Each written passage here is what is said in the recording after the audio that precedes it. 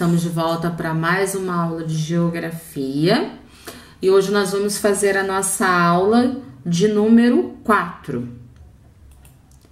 Bom, nós vamos entrar na nossa unidade 4, vamos trabalhar hoje as páginas 20 à página 22, ok? E sobre o que nós iremos falar hoje? Nós vamos falar sobre o relevo e o aproveitamento dos rios, dando continuidade, né, às nossas aulas anteriores.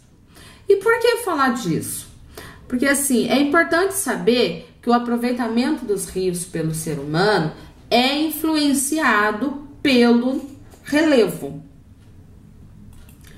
Então a gente vai falar um pouco sobre os rios de planície. São esses tipos de rios assim, ó, tá?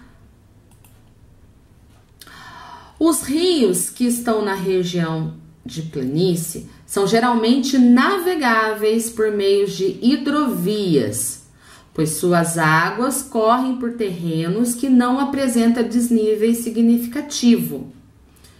De maneira geral, suas águas correm lentamente e normalmente tem curso sinuoso. Esses rios também podem ser aproveitados para pesca e lazer. Então é um rio da região planície, são rios que não tem muitas descidas, subidas, né?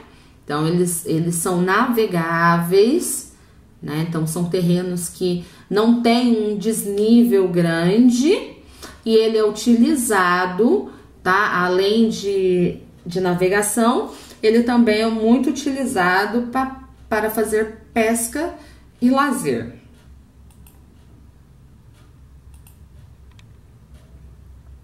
Já os rios de planalto, tá?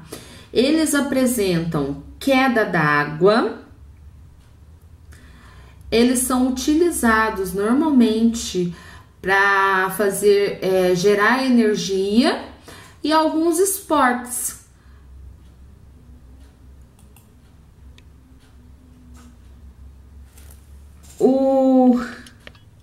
Os rios de planalto, eles correm em terrenos irregulares, apresentam desníveis que formam quedas d'água e cachoeiras. Então, olha aqui, ó.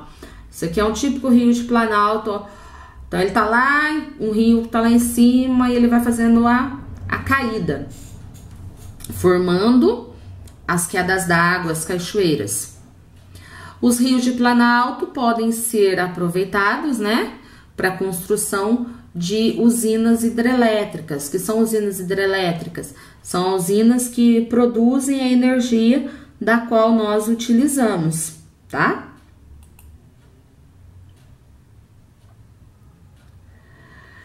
Grande parte dos rios, né, do Brasil nunca secam, graças a Deus.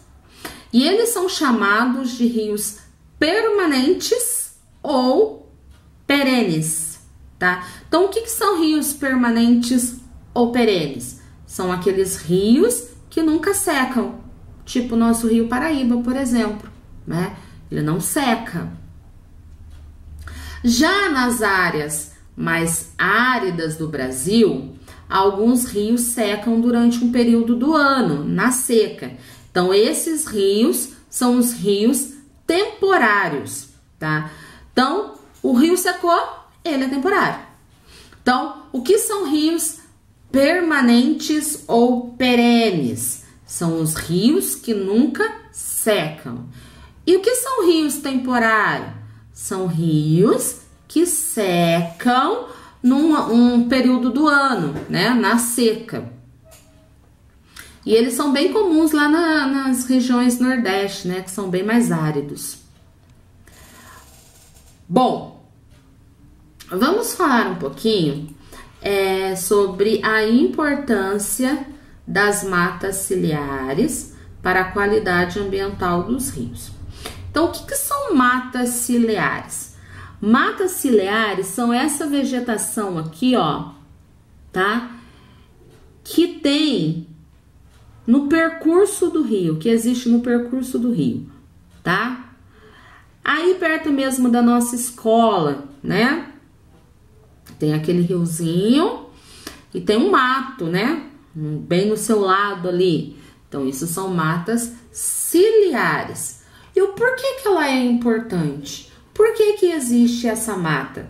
Devemos mantê-la? Podemos cortar? Podemos destruir?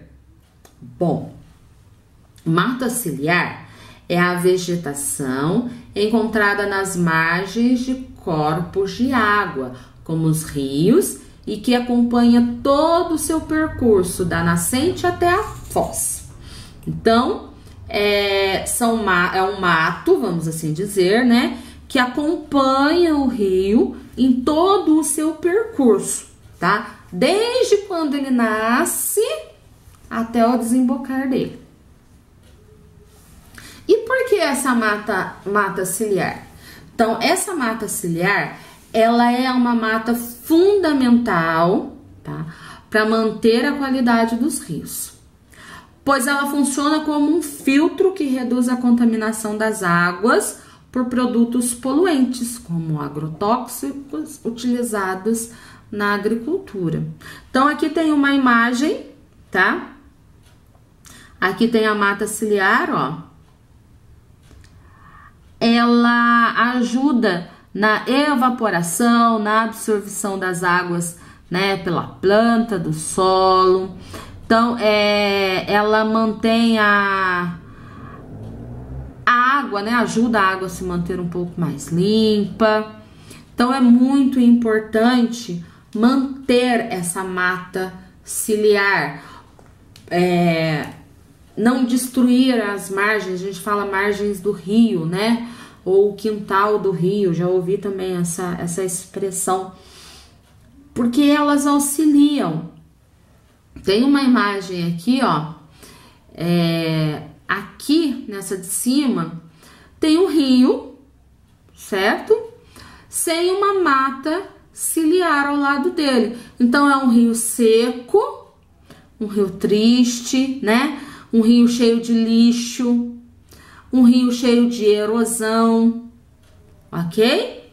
Já embaixo, né, abaixo, tem um rio com uma mata ciliar, né, ao seu redor, sorrindo, né, um rio vivo. Então, essa mata ciliar, ela precisa ter no mínimo 30 metros de largura, tá? De um lado, do outro do rio, para manter esse rio, vamos assim dizer, saudável, tá? Então, é muito importante manter essa mata, é muito importante manter o nosso rio limpo, sem lixo, sem esgoto. Agora eu quero que vocês vejam um pouquinho desse vídeo aqui. Olá, criança! Hoje vamos falar do relevo e da hidrografia do Brasil. O relevo brasileiro pode ser classificado da seguinte forma: planalto, formado a partir de erosões eólicas ou pela água, como por exemplo a cidade de São Paulo e a nossa capital Brasília. Planície, como o próprio nome já diz, são áreas planas e baixas. As principais planícies brasileiras são as planícies amazônica, do Pantanal e litorânea, e as depressões, que são resultado de erosões. A hidrografia brasileira é rica em rios e pobre em lagos. Os rios brasileiros dependem das chuvas para se alimentarem. As principais bacias hidrográficas do Brasil são a Bacia Amazônica, considerada a maior do planeta, e abrange a América do Sul, uma área de 6 milhões de quilômetros. A Bacia do Tocantins, que ocupa quase 10% do território nacional, é a maior bacia localizada inteiramente dentro do território brasileiro. A Bacia do São Francisco também é totalmente brasileira, juntamente com a Bacia do Tocantins.